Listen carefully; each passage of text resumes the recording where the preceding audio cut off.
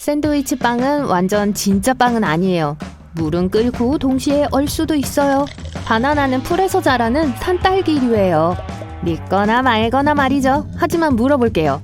여러분은 물이 자연 상태보다 더 축축할 수 있다는 걸 알고 계셨나요? 이 영상에서 찾아보세요. 풍선껌은 1928년에 만들어진 최초의 상업 껌이 그랬기 때문에 보통 분홍색이에요. 그 공장에서 구할 수 있는 유일한 색이 분홍색이었던 거죠. 하지만 최초의 껌은 아마도 약 9,000년 전에 등장했을 거예요. 사람들은 그 당시 예를 들어 열병을 퇴치하기 위해 자작나무 껍질 타르를 약용으로 씹었어요. 사실 다양한 시기에 사람들은 많은 걸 씹곤 했어요. 예를 들어 고대 마야인들은 사포닐라 나무 수액으로 만든 물질인 치클로 껌을 만들었었어요. 허기를 이겨내고 갈증을 해소하기 위해 그걸 사용했죠. 그리고 북미에서는 사람들이 가뭄비나무 송진을 씹었는데 이 습관을 나중에 유럽 정착민들이 가져와서 1840년대에 상업적인 걸로 바꿨어요. 윈도우 버전에서는 폴더 이름을 CON으로 지정할 수 없어요.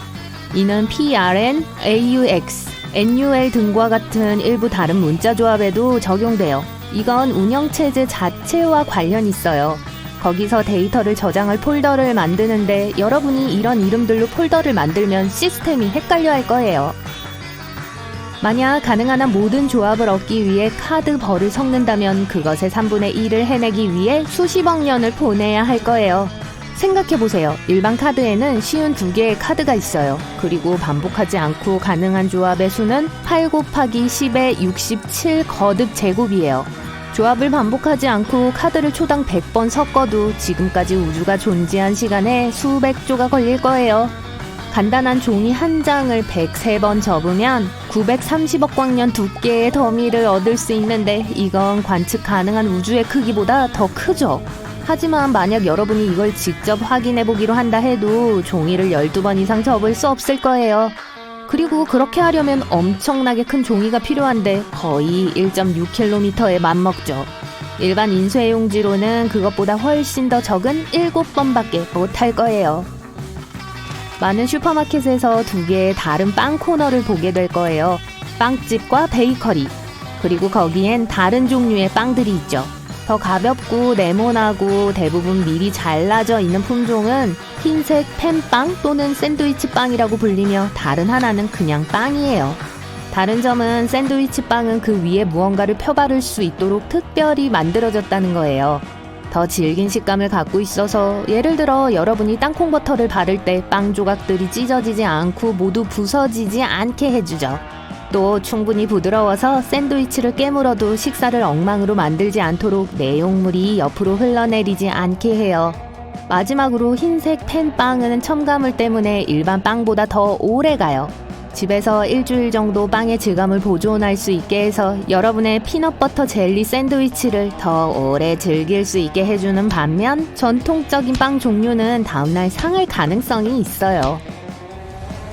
물이 끓기도 하고 얼기도 하는 상태가 있어요. 그걸 삼중점이라고 부르며 물질의 3가지 상태, 즉 액체, 고체, 그리고 증기가 서로를 건드리지 않고 동시에 존재할 때 발생해요.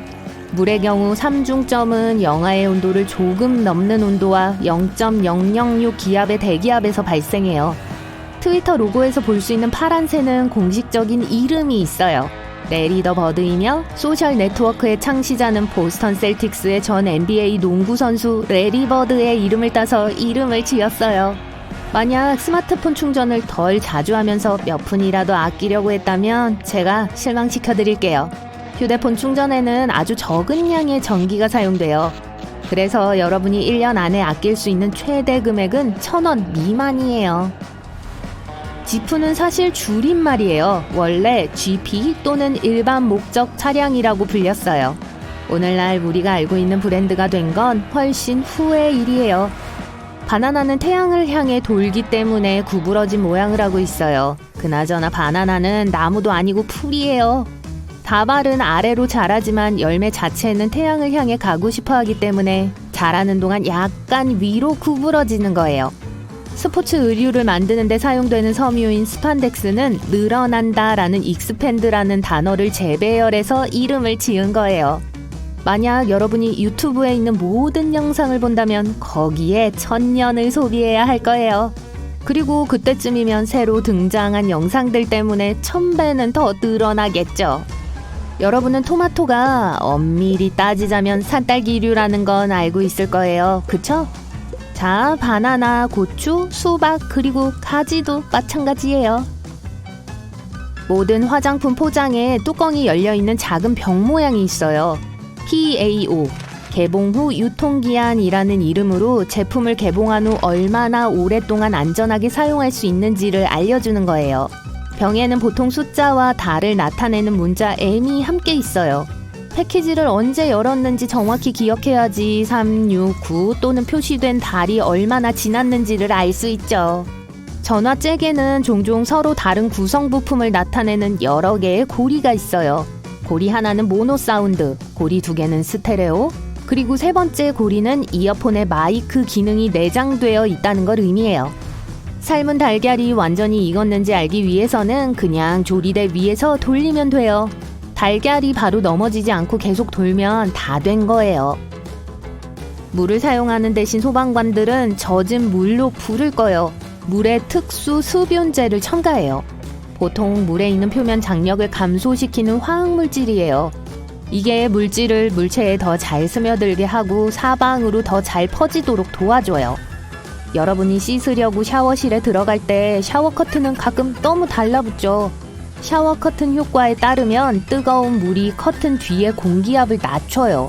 샤워실 바깥에 더 높고 조밀한 압력이 커튼을 안으로 밀어 넣어서 샤워 커튼이 여러분을 잡아먹으려는 것처럼 느껴지는 거예요.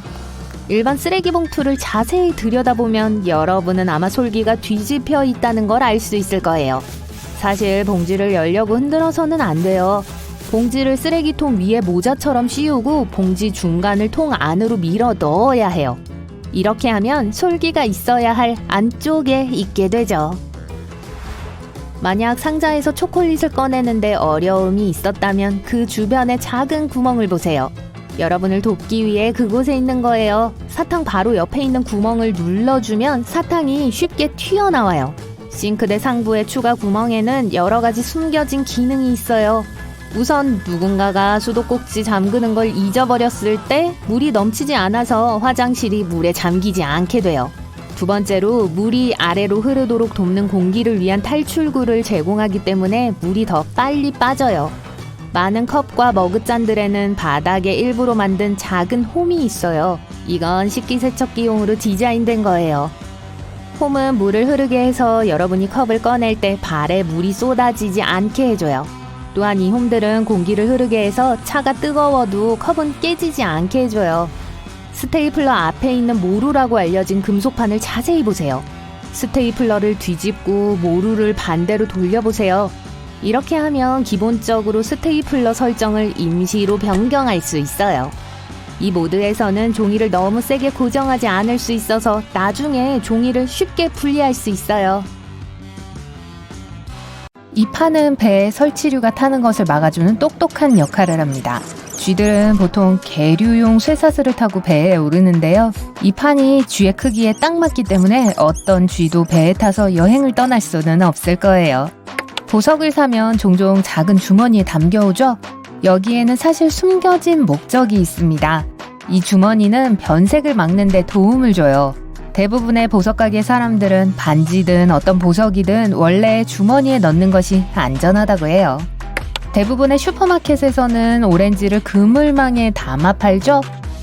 그 가방에는 숨겨진 목적이 없지만 이 그물망을 설거지 도구로 사용하실 수 있어요. 그냥 묶은 다음에 기름진 후라이팬이 하나 생기면 어떻게 쓸 수 있는지 보세요. 칸이 나뉘어진 요거트를 먹을 때 통에서 잼을 퍼낼 필요가 없어요. 이런 종류의 플라스틱은 꽤 유연하기 때문에 반으로 접어서 요거트 칸에 잼을 바로 부으면 됩니다. 뚜러뻥에도 숨겨진 기능이 있습니다. 싱크대에서도 사용할 수 있다는 거예요. 네, 변기에도 사용할 수 있지만 싱크대가 막혔을 때를 대비해서 하나를 더 구비해 두시는 것도 좋아요. 싱크대 상부의 추가적인 구멍에는 숨겨진 기능이 여러 개 존재합니다. 첫 번째, 누군가 수도꼭지를 잠그는 것을 잊었을 때 물이 넘치는 것을 막아서 화장실이 물에 잠기지 않게 도와줍니다. 두 번째로 그 구멍 덕분에 물이 흘러내려가는 것을 도와줄 공기의 통로가 생겨서 물이 더 빨리 빠집니다. 남대문이 열리는 것과 같은 민망한 상황으로부터 여러분을 구해주기 위해 대부분의 금속 지퍼에는 자물쇠가 숨겨져 있습니다. 지퍼 손잡이를 위로 향하게 두지 마세요. 아래로 당기면 자동으로 잠길 거예요. 모두 손잡이가 아래에 숨겨져 있는 작은 홈 덕분이에요. 목욕 거품은 재미나 좋은 냄새만을 위한 것이 아닙니다. 이 거품은 온도 조절에도 도움이 되죠. 거품이 물을 뜨겁게 유지해주기 때문에 목욕을 조금 더 오래 즐길 수 있습니다. 그나저나 이건 아크릴 욕조에서만 효과가 있어요. 금속으로 만들어진 욕조는 어떻게 하든 열을 매우 빨리 잃습니다.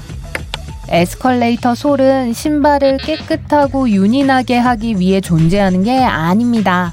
우리의 안전을 위한 거죠.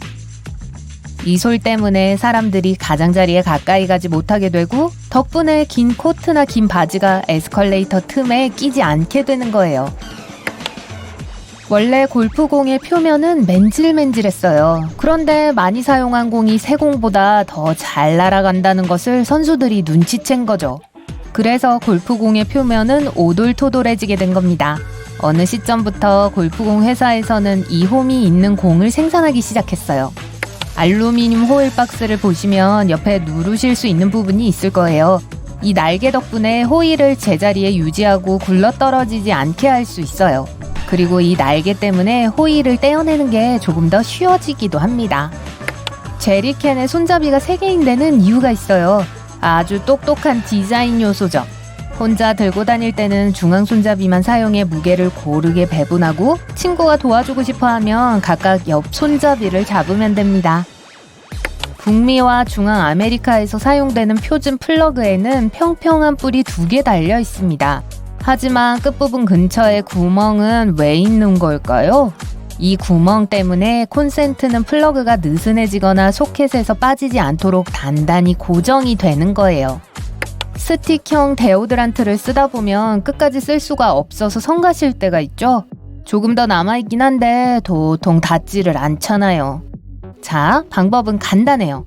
바닥에 나사를 풀고 연필을 움직이는 판 아래로 밀어 넣으세요. 그러면 남은 데오드란트를 밀어낼 수 있어요. 많은 화장품의 옆면에는 숫자가 적혀 있습니다. 이건 그냥 적혀 있는 숫자가 아니에요. 제품을 열고 나서 얼마나 오래 쓸 수 있는지를 알려주는 표시죠. 그래서 그림의 모양이 열린 병 모양인 거예요. 먼지 제거 롤러는 작은 섬유를 제거하는 데 유용하지만 다른 것을 청소하는 데도 사용할 수 있습니다. 예를 들어 식기세척기에 있는 식기 트레이에 먼지를 제거하고 싶으면 끈적끈적한 롤러를 각 칸에 넣기만 하면 돼요. 빵 부스러기, 먼지, 음식물 찌꺼기가 모두 사라집니다. 카드놀이에 등장하는 왕들은 실제로 역사적 인물들입니다. 스페이드는 다윗 왕, 클럽은 알렉산더 대왕, 하트는 찰스 대왕, 다이아몬드는 줄리어스 시저죠. 반지는 세련된 액세서리 그 이상이었어요. 귀족들은 반지를 봉인으로 사용했고 궁수들은 활시 위의 부상으로부터 손가락을 보호하기 위해 반지를 착용했죠. 그리고 바느질을 하는 사람들도 골무처럼 바늘을 꼈어요. 탈 부착식 머리 지지대는 다 안전을 위한 것입니다.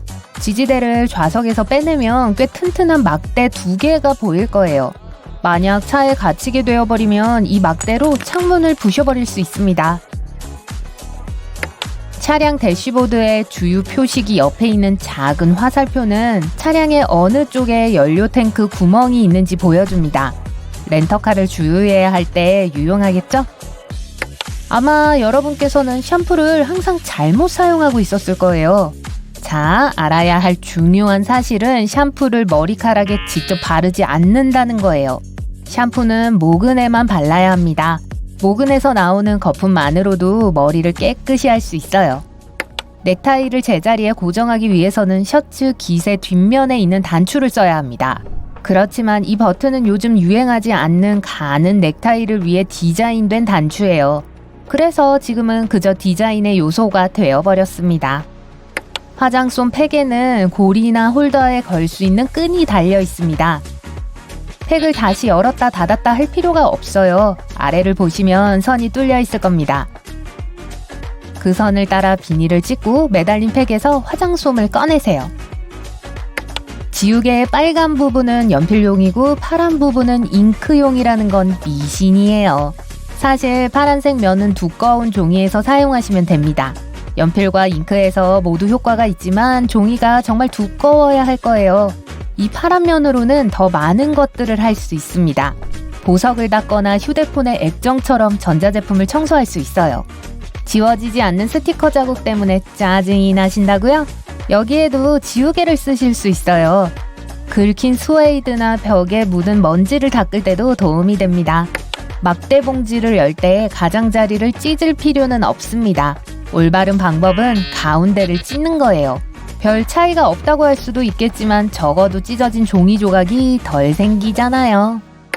칼라 바로 밑에 있는 작은 V 패치는 허리밴드와 커프스처럼 이중 웨빙 소재로 되어 있습니다. 그래서 시간이 지나도 스웨터가 형태를 잃지 않도록 해줘요. 티셔츠에 주스를 쏟고 싶지 않다면 상자 반대편으로 주스를 부어보세요. 이렇게 하면 덜 미끄러지고 따르기 더 쉽습니다.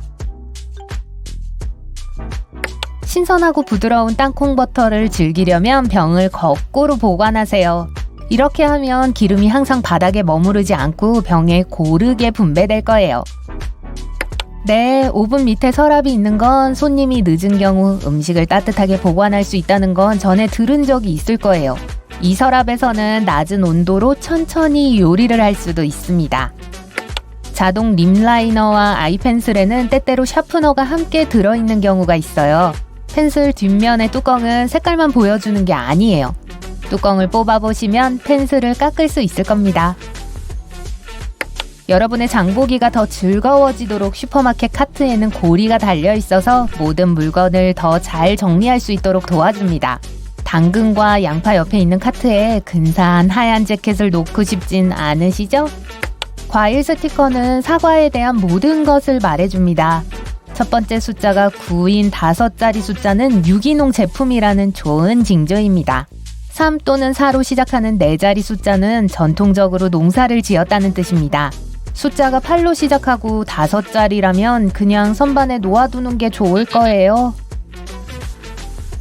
리벳이라고 알려진 청바지의 금속 단추는 광부들이 무거운 도구로 주머니를 채울 때를 대비해서 주머니를 더 튼튼하게 해주는 역할을 했습니다. 주머니에 무거운 것을 넣지 않아도 요즘에도 유용한 역할을 합니다. 리벳은 솔기를 튼튼하게 해서 청바지를 더 오래 입게 해주거든요. 모든 틱택 용기는 열 때마다 틱택이 하나씩 나오도록 설계되었습니다. 뚜껑이 사탕과 같은 모양을 하고 있죠. 용기를 뒤집어 부드럽게 흔들고 천천히 엽니다. 뚜껑 홈 사이에 사탕 하나가 끼어 있는 것을 볼 수 있을 거예요. 그래서 만약 용기를 열고 사탕 5개 혹은 더 많은 사탕이 입으로 떨어질 때까지 흔들었다면 지금까지 틱택을 잘못 먹고 있었다는 것을 의미합니다. 이 여신상의 얼굴을 아주 자세히 들여다보면 이 유명한 동상이 다름 아닌 50년대 팝스타 엘비스 프레슬리로부터 영감을 받았다는 걸 분명히 알 수 있습니다. 아니요, 그냥 장난이에요. 자유의 여신상은 엘비스가 태어나기 60년 전 프레드릭 오기스트 바르톨디가 디자인한 것입니다. 속을 뻔했죠? 사람들은 자유의 여신상의 얼굴이 정말 누구로부터 영감을 받은 건지 다양한 의견을 펼쳤습니다. 한 이론에 따르면 동상의 모델은 아름다운 이사벨라 보이에라고 합니다. 이사벨라는 1841년에 파리의 부유한 가정에서 태어났습니다. 22살이 되었을 때 그녀는 미국인 사업가와 결혼하기 위해 뉴욕으로 이사를 했고 그렇게 사극의 명사가 되었습니다. 이사벨라는 이후에 파리로 다시 이사를 했고 그곳에서 유명한 조각가 바르톨디를 만났습니다. 그녀는 당시 38세였고 그때도 여전히 아주 아름다웠어요. 바르톨디가 이사벨라를 자유의 여신상의 모델로 삼았다는 소문이 난 건 이 무렵이었습니다. 이제 많은 사람들은 바르톨디가 훨씬 더 가까운 사람이었던 그의 어머니 오거스타 샬롯 바르톨디의 얼굴에서 동상의 얼굴을 본따왔다고 생각합니다. 그는 4형제 중 막내였습니다. 평생 동안 자신의 어머니와 긴밀한 관계를 유지했으니 가장 유명한 작품 중 하나를 어머니에게 바치고 싶어 했다는 건 말이 될 거예요. 자유의 여신상은 새로운 땅에 도착하는 이민자들을 위한 희망과 힘의 등불이 되어주기 위해 만들어졌습니다. 바르톨디에겐 자신의 어머니가 이러한 상징이었어요. 샬롯은 싱글맘으로 아이들을 키웠고 아이들이 꿈을 이루도록 응원해줬죠. 자유의 여신상이 이전의 생각처럼 서양의 백인 여성을 모델로 삼지 않았을 수 있다는 이론도 있습니다. 젊은 시절 바르톨디는 이집트로 여행을 떠났는데 그곳에서 피라미드를 본 후 그는 거대한 조각품을 만들고 싶다는 생각을 하게 되었죠. 나이를 먹고 더 성공하게 된 바르톨디는 수에즈 운하 입구에 둘 새로운 조각을 제안하기 위해 이집트로 돌아왔습니다. 이 조각상의 이름은 아시아로 빛을 나르는 이집트가 될 예정이었어요. 운하를 지나는 여행객들을 안내하기 위해 횃불을 들고 망토를 두른 모습이었죠. 좀 익숙하게 들리지 않나요? 바르톨디의 원본 스케치에서 망토를 두른 인물의 얼굴은 이집트 농부를 모델로 하고 있습니다. 하지만 돈이 바닥나게 되었고 결국 그는 조각상 의뢰를 받지 못하게 되었어요. 바르톨디는 나중에 이 조각상의 디자인을 재활용해서 젊은 농민의 이미지를 서구적으로 보이는 여성으로 바꿨습니다. 그렇게 오늘날 우리가 알고 있는 상징적인 조각상이 만들어졌다는 거죠. 또 다른 이론은 자유의 여신상이 여자가 전혀 아닐 수도 있다고 생각합니다. 작가이자 자유의 여신상을 연구한 학자 엘리자베스 미첼은 바르톨디가 어머니가 아닌 다른 가족의 얼굴을 본따 동상의 얼굴을 만들었다고 생각했습니다. 동상의 얼굴을 연구하면서 엘리자베스는 샬롯 바르톨디가 자유의 여신상과는 약간 다른 얼굴 구조라는 걸 알아챘어요. 그의 경력 초기부터 바르톨디는 정확성으로 유명한 흉상 조각가였어요. 그러니 작은 차이점들은 말이 되지 않았죠. 엘리자베스는 바르톨디의 동생 장 샤를의 사진도 발견했는데요. 그의 얼굴이 자유의 여신과 놀랄 만큼 닮았다는 것을 알아챘습니다. 자유의 여신상이 프랑스에서 미국으로 보낸 선물이라는 것은 유명한 이야기입니다. 하지만 사실 이 동상은 활동가 에두아르 드 라블레가 완전히 크라우드 펀딩을 통해 완성시킨 것입니다. 그는 바르톨디의 작품에 열렬한 지지자였고 프랑스 사람들에게 동상을 위한 돈을 모으자는 제안을 했죠. 한편 미국 사람들은 받침대를 만들 돈을 마련했습니다. 바르톨디는 나머지 디자인을 완성하기 몇 년 전 횃불을 들고 있는 자유의 여신상의 팔을 완성했습니다. 그 팔은 대중의 모금을 장려하기 위해 메디슨 스퀘어 파크에 먼저 전시되었어요. 언론인 조셉 퓰리처가 개입하기 전까지 미국에서의 모금 활동은 쉽지 않을 것으로 보였어요. 그는 기부를 위한 운동을 시작했고 자신의 유명 신문이었던 뉴욕 월드의 각 기부자들의 이름을 감사 인사와 함께 올려주겠다고 약속했어요. 그는 그렇게 12만 개 이상의 기부금을 끌어모았고 동상을 완성하기에 충분한 돈을 모을 수 있었어요. 그 동상과 받침대를 함께 짓는 데는 50만 달러가 들었습니다. 오늘 돈으로 1천만 달러가 넘을 거예요. 동상은 프랑스에서 완성되었고 300개 이상의 구리 조각으로 쪼개져 나무로 된 상자에 담겼습니다. 그렇게 미국으로 운송되었죠. 자유의 여신상을 태운 배가 뉴욕 항구에 도착했을 땐 20만 명이 넘는 미국인들이 그 동상을 맞이하기 위해 기다리고 있었어요. 이 동상은 현재 리버티 섬으로 알려진 베들로 섬에서 조립되었습니다. 자유의 여신상이 조립되었을 때 실수가 있었을 수도 있습니다. 1982년에 점검을 하는데 작업자들은 머리가 중앙에서 0.5m 떨어진 곳에 설치되었다는 걸 깨달았습니다. 자유의 여신상의 색은 오늘날 우리가 알고 있는 상징적인 녹색이 아니었습니다. 그 조각상은 원래 철제 틀 위에 구리색이 입혀져 있었어요. 그래서 밝은 갈색을 띠고 있었죠. 세월이 흐르면서 구리는 산화되기 시작했고 파티나라 하는 보호막이 형성되었습니다. 그렇게 밝은 녹색이 된 거예요. 자유의 여신상이 녹색으로 변하는 데는 30년이 걸렸습니다. 초록색으로 변하는 게 쉽진 않잖아요. 만약 바르톨디가 자신의 방식대로 만들었다면 자유의 여신상은 결코 녹색이거나 심지어 구리로 만들어지지도 않았을 거예요. 바르톨디는 원래 그 조각상이 등대가 되도록 만들고 싶어 했어요. 그래서 밤에 등대가 보이도록 조각품 전체에 금박을 씌워 달빛 아래서 빛나게 할 계획을 세웠습니다. 하지만 비용이 너무 당할 것 같아서 이 계획은 무산되었습니다. 동상의 크기를 이야기해보죠. 바르톨디는 구스타브 에펠이 자유의 여신상의 구조를 설계하는 걸 도왔어요. 그는 유명한 구조 엔지니어였어요. 그의 작품으론 아마 그의 이름을 짐작하셨을지도 모르지만 에펠탑을 지은 사람이었죠. 에펠은 자유의 여신상을 지지하는 뼈대와 구조물을 디자인했습니다. 자유의 여신상이 있는 유일한 도시는 파리가 아닙니다. 파리에 있는 유명한 오르세 박물관 입구 홀 안에선 훨씬 더 작은 버전의 조각품이 세워져 있습니다. 이 작은 자유의 여신상은 이 전 세계 업적을 기념하기 위해 프랑스에서 열린 세계 박람회인 1900년 파리 박람회를 위해 지어진 거였어요. 원래의 동상이 세워진 직후 발토디가 제작한 동상이었죠. 파리에 있는 유명한 알마 터널 앞 도로의 바로 아래는 자유의 불꽃이 있습니다. 자유의 여신상의 횃불을 실물 크기로 복제한 기념물이에요. 이 기념물은 1989년 자유의 여신상에 대한 감사와 프랑스와 미국 사이 우호의 상징으로 전 세계 기부자들이 돈을 모아 프랑스에 기증한 것입니다. 매년 약 450만 명의 사람들이 이 유명한 조각상을 방문합니다.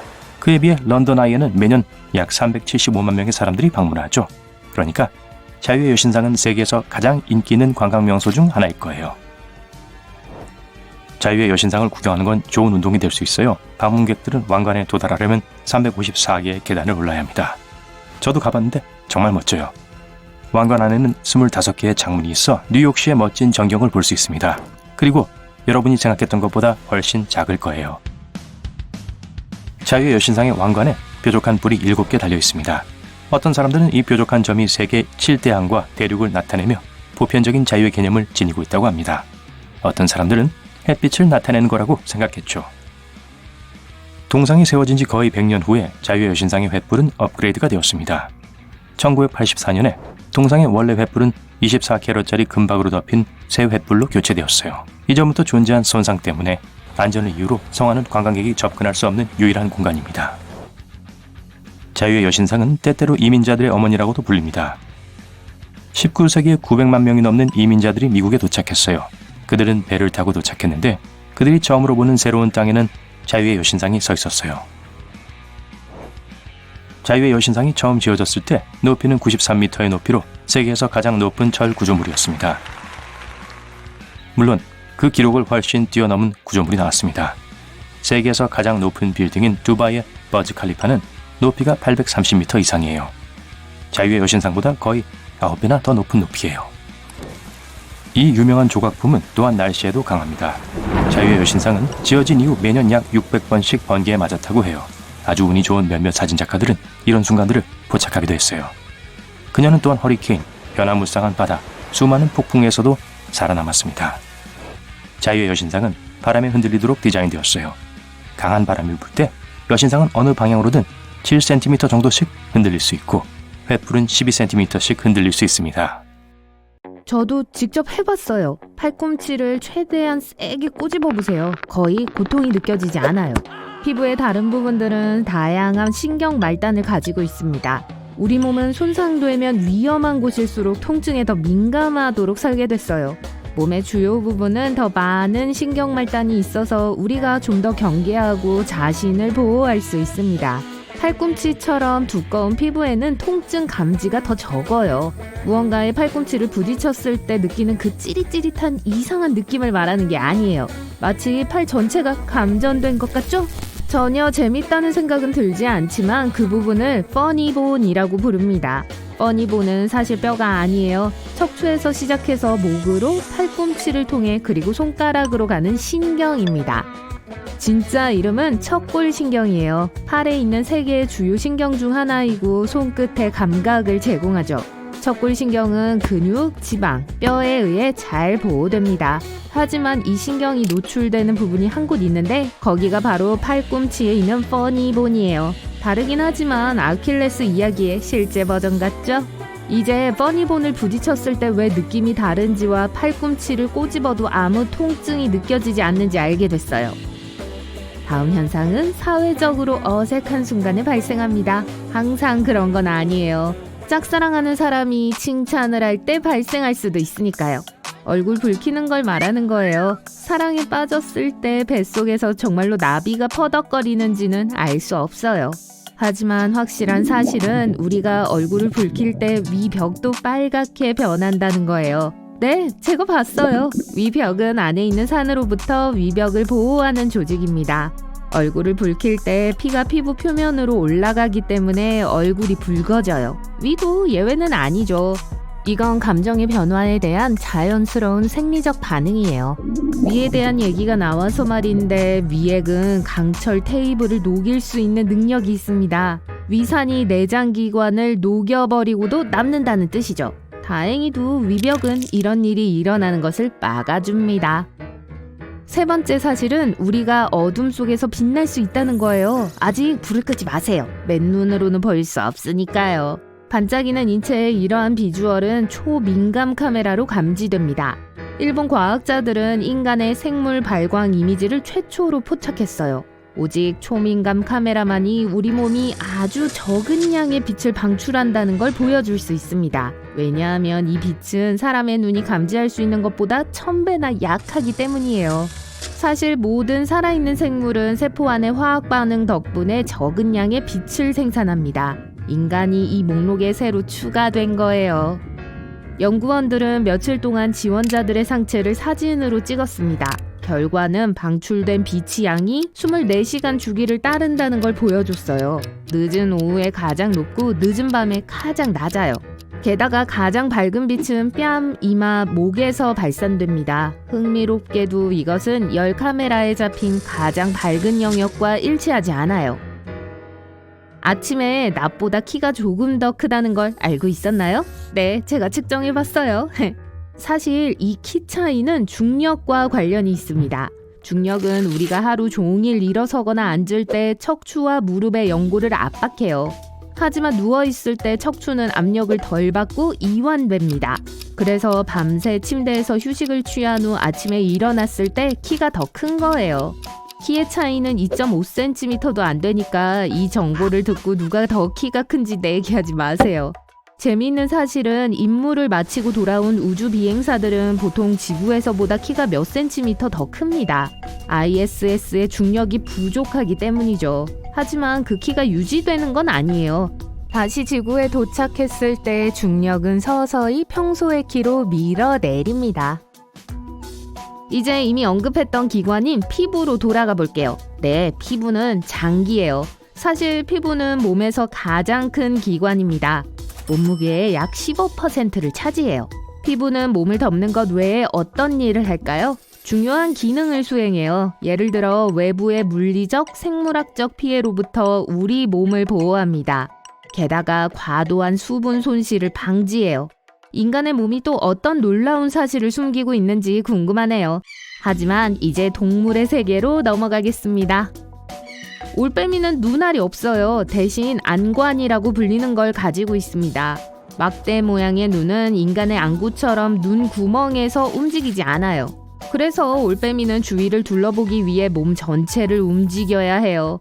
하지만 몸통을 움직이면 소리가 날 거고 다른 동물들이 그 소리를 들을 거예요.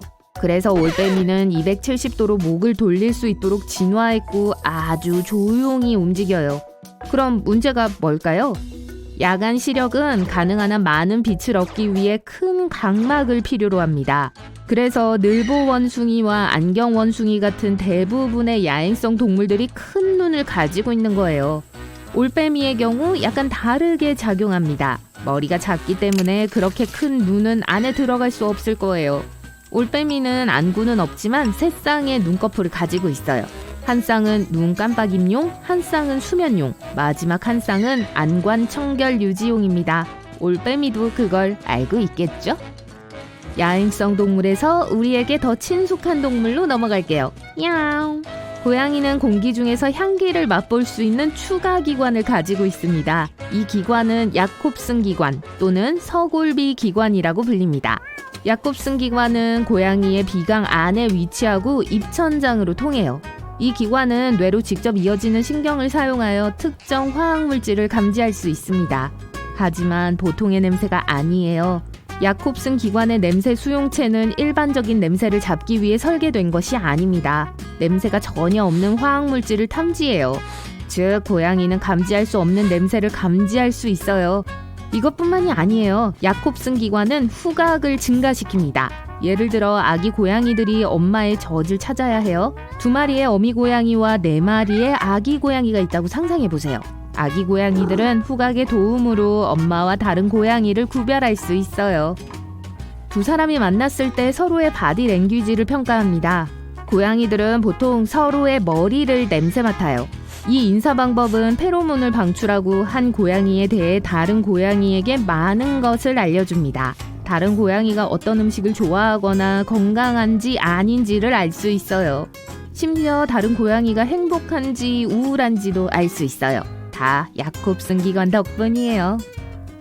이제 고양이에 대한 또 하나의 사실이 있어요. 고양이 코는 패턴처럼 보이는 뚜렷한 능선을 가지고 있어요. 인간의 지문과 비슷하게 모든 고양이들은 독특한 코 지문을 가지고 있습니다. 신분증과 같아요. 좋아, 야옹아. 네가 꽃병을 깨뜨렸다는 거 알고 있어. 네 코 지문이 잔뜩 묻어 있었어. 자, 이제 거래를 해볼까?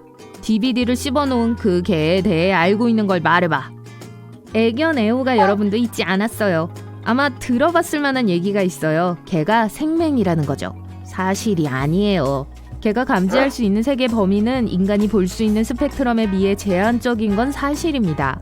개의 색상 팔레트는 대부분 노란색, 파란색, 보라색으로 구성되어 있어요. 우리가 보는 빨강, 초록, 오렌지색은 개의 눈에는 띄지 않습니다. 거북이에 관한 사실도 있어요. 거북이는 원할 때 언제든지 껍질을 나갔다가 들어올 수 없어요. 사실 거북이는 껍질에 완전히 붙어 있습니다. 등껍질은 사람의 피부와 비슷하게 거북이와 함께 자랍니다. 거북이의 등껍질은 50개의 뼈로 이루어져 있어요.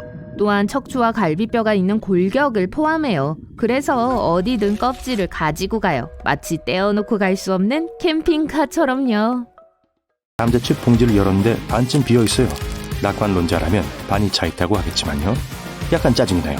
하지만 제조업자가 돈을 더 많이 벌려고 그러는 건 아니에요. 여분의 공기는 칩이 손상되는 걸 막는 데 도움이 됩니다.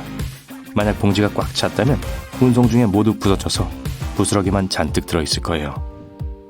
라즈베리 맛 아이스팝은 보통 파란색이에요. 분홍색이나 빨간색이어야 할 것 같은데 말이죠. 여러분이 아이스 캔디 한 팩을 만든다고 상상해보세요. 사과 맛은 초록색을 선택했어요. 파인애플이나 레몬은 노란색이겠죠? 딸기는 빨간색일 거예요.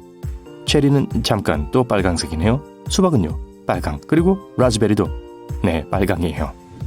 하지만 네 가지 맛이 모두 빨강일 수는 없어요. 사람들도 쉽게 구분하지 못할 거예요. 그래서 처음에 딸기와 체리 맛 모두 빨간색이었지만 색조가 달랐어요. 수박 맛은 분홍색이었어요. 그리고 짙은 빨간색으로 라즈베리 염료를 만들었죠. 그런데 과학자들은 그 염료가 위험할 수 있다는 걸 증명했고 그래서 금지되었어요. 파란색을 쓸 수도 있었는데 파란색 과일이나 베리는 블루베리를 빼고는 없었어요. 블루베리 맛은 별로 인기가 없었고요. 그래서 제조업자들은 라즈베리를 파란색으로 만들기 시작했어요. 때로는 블루 라즈베리라고 부르기도 하는데 이건 자연적으로는 존재하지 않는 실험실에서 만들어진 이름이에요. 시계를 사거나 시계 광고 사진을 보면 보통 시계바늘이 10시 10분을 가리킵니다. 그 이유는 단지 보기 좋기 때문이에요. 시계바늘 두 개를 다 볼 수 있고 서로 겹치지 않아요. 또한 대칭적이어서 보기 좋고 숫자 12를 둘러싸고 있어요. 마지막으로 마치 웃는 모습처럼 보여서 긍정적인 느낌을 전달해요. 매트리스에는 보통 장식 바느질 패턴이 있습니다. 매트리스 제조업체들은 제한된 종류의 매트리스를 만들기 때문에 자신들의 제품을 다르게 보이게 하는 유일한 방법은 화려한 바느질 패턴을 고안하는 거예요. 두 회사의 두 매트리스가 똑같은 품질이지만 가격은 다를 수 있어요. 대부분의 사람들은 그 사실을 알지 못하고 다른 패턴이 품질 면에서 어떤 의미가 있다고 생각해요. 그러니까 매트리스를 살 때 패턴은 전혀 신경 쓰지 마세요. 치즈에는 구멍이 있어요. 대부분의 종류에서 구멍은 작지만 클 수도 있어요. 치즈는 우유에 박테리아를 첨가해서 만들고 그로 인해 구멍이 생겨요. 박테리아는 젖산을 소비하고 약간의 기포를 방출해요. 기포가 치즈 안에 갇혔다가 터지면 작은 구멍이 생기죠. 구멍의 크기는 생산 온도와 산도에 따라 달라집니다. 스위스 치즈는 매우 큰 구멍이 있어요. 약 48.9도에서 만들어지고 21.1도에서 5일에서 7일간 배양됩니다. 그래서 스위스 치즈는 매우 부드럽고 기포가 특히 커요. 모든 동전 옆면에는 홈이 있는데 왜 그런지 궁금해 본 적이 있나요? 처음에 모든 동전은 은본 위제였어요. 동전에 사용된 은의 양은 동전의 가치에 비례했죠. 그래서 1달러짜리 동전은 25센트 동전에 비해 실제 은이 훨씬 더 많이 들어있었어요. 가장자리의 홈은 보안상의 이유로 추가되었어요. 한때 동전을 위조하는 것을 더 어렵게 만드는 요소였죠. 또한 또 다른 종류의 사기를 막았습니다. 사람들은 동전의 가장자리에서 은을 깎아내곤 했어요. 아무도 그 차이를 눈치채지 못할 정도로 적은 양이었죠. 하지만 많은 동전을 그렇게 깎으면 팔기에 충분한 귀금속을 얻을 수 있을 거예요. 홈이 있는 가장자리는 이것을 불가능하게 했어요. 누군가 그걸 깎으려고 하면 홈이 사라지고 누가 봐도 동전이 변조되었다는 것이 티가 났을 거예요. 니켈과 페니는 이런 홈이었는데 저렴한 금속으로 만들어졌기 때문에 보호의 의미가 없었어요. 요즘은 은으로 동전을 만들지 않지만 홈은 여전히 남아있어요. 정부가 새로운 동전을 생산하기 시작했을 때 동전 제조 장비를 바꿀 필요성을 느끼지 못했고 그래서 홈이 그대로 남아있게 됐습니다. 당구를 쳐본 적이 있다면 그 초록색 테이블을 잘 알 거예요. 당구는 14세기경에 시작됐는데 농구보다 5세기 앞선 시기였어요. 물론 그 당시에는 당구대가 없었어요. 대신에 야외의 녹색 잔디밭에서 당구를 했어요. 나중에 사람들은 비가 올 때도 당구를 칠 수 있도록 게임을 실내로 옮겼습니다. 그리고 잔디 분위기를 내기 위해 향수를 불러일으키는 녹색을 유지했죠. 의료 종사자들은 보통 파란색이나 녹색 색조의 유니폼을 입습니다. 그럴 만한 이유가 있어요. 20세기 이전엔 수술을 할 때도 평상복을 입었어요. 의학의 발달과 함께 살균에 대한 관심이 높아졌어요. 그래서 유니폼을 입기 시작했고 처음엔 깨끗함을 상징하는 흰색이었어요. 문제는 흰 유니폼의 얼룩을 제거하기가 매우 힘들다는 것이었죠. 흰색은 녹색을 띠게 됐죠. 그래서 유니폼을 아예 녹색이나 파란색으로 만드는 것이 타당했어요. 게다가 외과 의들은 주로 수술을 할 때 붉은색에 집중합니다. 파란색과 녹색은 스펙트럼에서 정반대편에 있어요. 그래서 만약 다른 모든 것이 녹색과 파란색이라면 빨간색은 훨씬 더 눈에 띕니다. 흰색 비누로 손을 씻으면 하얀 거품이 생길 거예요. 파랑, 빨강, 노랑, 초록 다른 색깔의 비누도 역시 흰 거품을 냅니다. 그 이유는 흩어지는 빛 때문이에요. 물체에 떨어지는 모든 빛은 흡수되거나 반사돼요. 모든 색을 흡수하는 것은 검은색으로 보여요. 모든 색상을 반사하는 것은 흰색으로 보이죠. 빨간 비누가 빨간색인 이유는 빨간색만 반사되고 다른 색은 흡수되기 때문이에요. 하지만 일단 거품 내면 여러 개의 작은 기포가 생겨요. 그들은 각각 다른 방향으로 빛을 흩어지게 하기 때문에 흰색으로 보입니다. 눈을 비비면 무언가가 보이나요? 이러한 색깔과 모양은 안내 섬광이라고 합니다. 그것이 보이는 이유는 눈을 비빌 때 안구의 압력이 증가되고 시각 정보를 처리하는 망막의 뉴런이 활성화하기 때문이에요. 일단 뉴런이 활성화되면 뇌는 마치 여러분이 빛을 보는 것처럼 해석하고 실제로 그것을 보려고 노력합니다. 피곤할 때 왜 눈 주위에 검은 서클이 생기는지 궁금해 본 적이 있나요? 눈 밑의 피부는 매우 얇아서 혈관이 표면에 매우 가까워서 작은 변화도 쉽게 볼 수 있어요. 수면이 부족하면 피부가 창백해지고 혈관이 더 잘 보이기 때문에 피부를 통해서 다크서클이 보이게 돼요. 또한 나이가 들수록 자연적으로 피부가 얇아지기 때문에 나이 드신 분들은 다크서클이 생겨요. 하지만 젊다면 그냥 잠을 더 자도록 하세요. 그러면 사라질 거예요. 독일은 영어로 Germany, 스페인어로 알라마니아, 독일어로 도이칠란드라고 해요.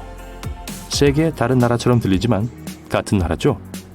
만약 누군가의 이름이 올리비아라면 어디서든 그녀의 이름은 올리비아와 비슷할 거예요. 그렇다면 왜 나라 이름은 언어마다 그렇게 다른 걸까요? 국가들은 오랫동안 존재해왔어요. 다른 나라 사람들이 서로 의사소통을 할 수 없었고 다른 언어를 사용하던 시절 사람들은 자신들이 원하는 방식으로 다른 나라를 불렀고 다른 나라와 명칭을 통일할 필요가 없었어요. 그래서 그 이름이 굳어지게 됐죠.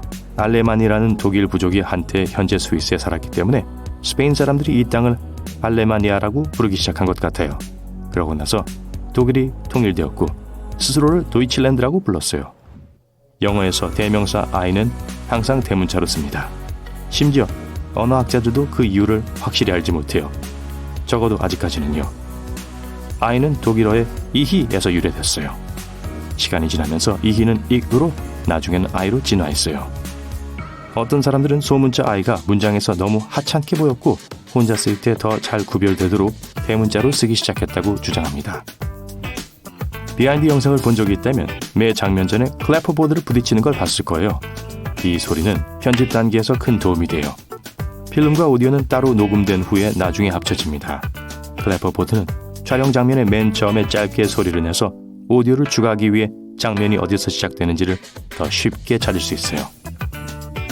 또 다른 이유는 촬영된 부분에 대한 좀 더 자세한 정보를 알리기 위한 거예요.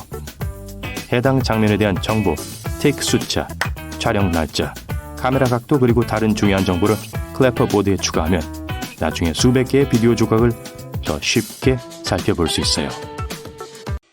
야구 모자 위에 있는 작은 단추는 순수하게 미적인 용도로 그곳에 있어요. 그나저나 이 작은 것에는 이름이 있어요. 전문가들은 이걸 스쿼초라고 불러요. 이것의 원래 기능은 모자의 패널 4개를 함께 고정하는 거였어요. 모자 제작이 개선되면서 패널을 함께 고정하기 위해 그게 필요하지 않게 되었고 스쿼초는 제거되었어요. 하지만 그것 없이 모자는 예전 같지 않았죠. 얼마 지나지 않아 스쿼초는 대중의 요구로 돌아왔어요.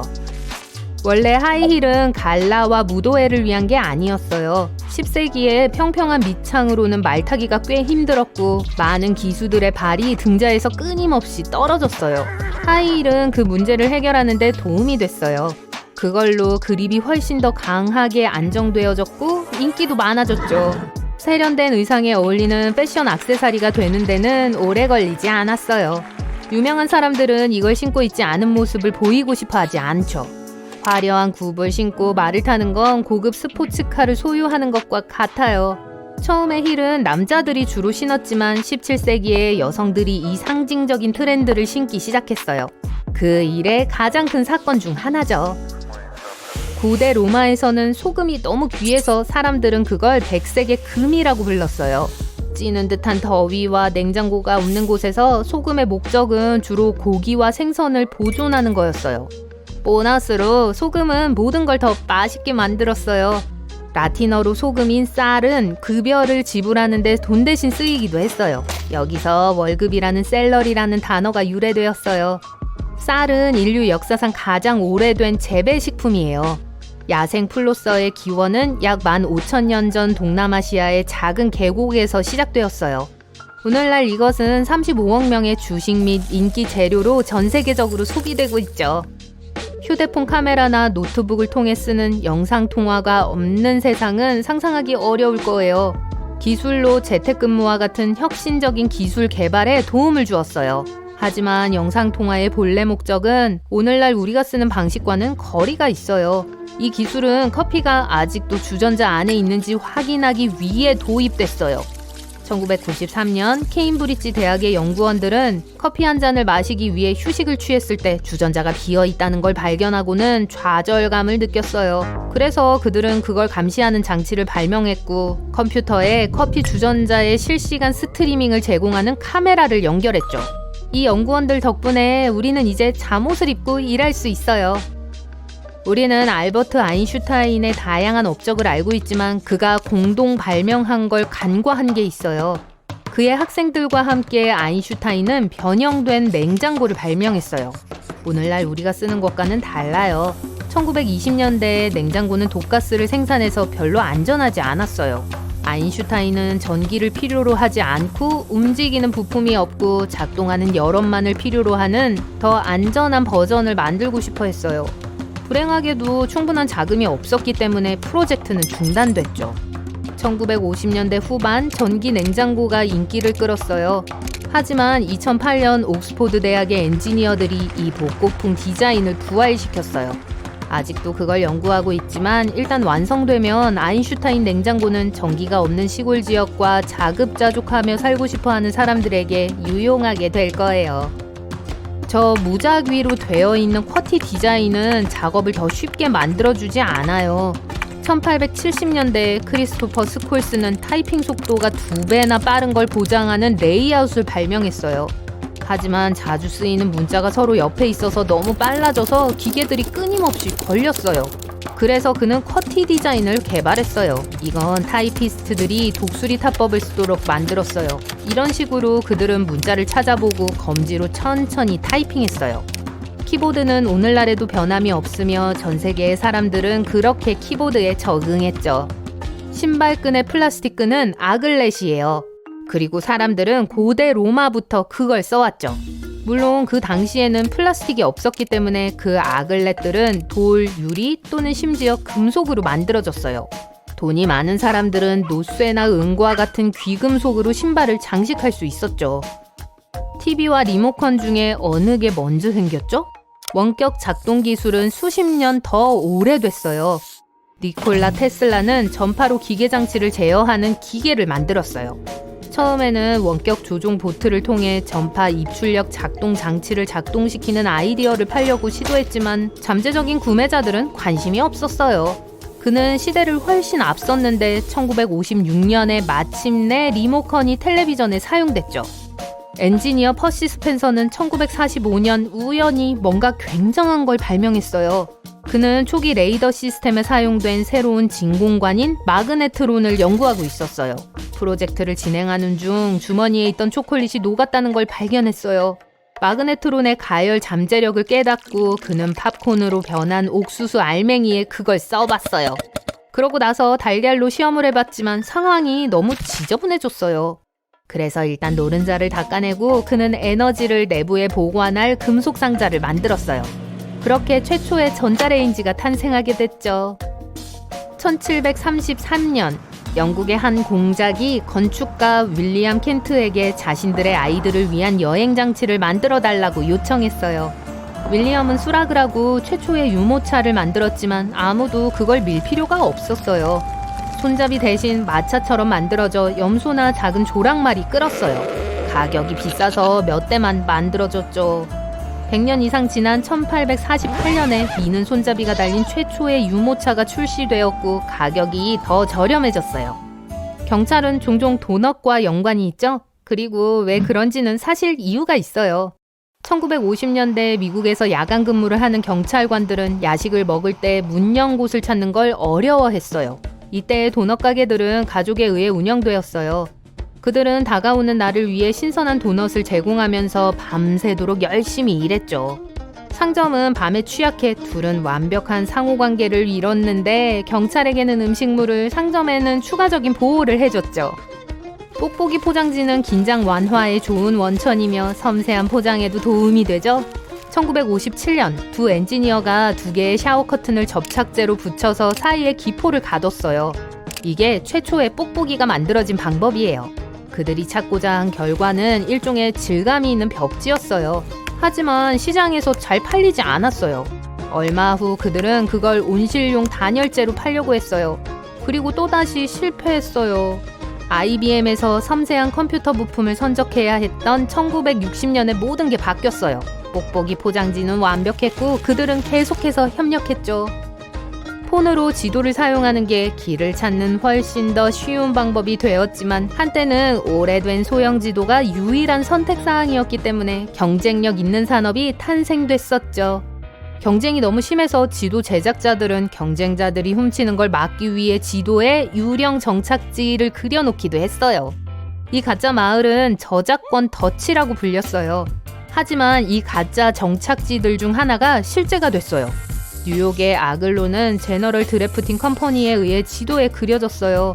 또 다른 경쟁 지도 제작자 또한 이 마을을 자신들의 지도에 그려 넣었고 저작권 덫이 발동됐죠.